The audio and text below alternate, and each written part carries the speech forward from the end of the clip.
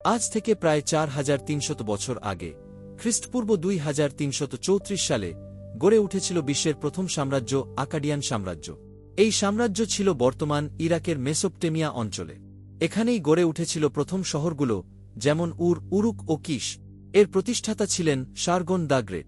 তিনি ছিলেন এক সাধারণ সৈনিক, কিন্তু ক্ষমতা দখল করে পুরো মেসোপটেমিয়া একত্র করেন এবং গড়ে তোলেন একটি কেন্দ্রীয় শাসন ব্যবস্থা।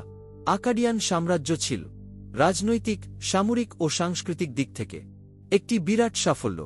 তাদের ভাষা ছিল আকাডিয়ান, যা প্রাচীন সুমেরীয় ভাষাকে ধীরে ধীরে প্রতিস্থাপন করে।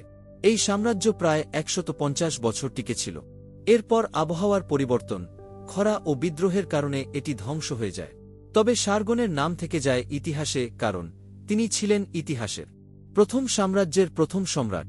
এই রকম ইতিহাস জানতে চাইলে লাইক, কমেন্ট ও সাবস্ক্রাইব করতে ভুলে যেও না।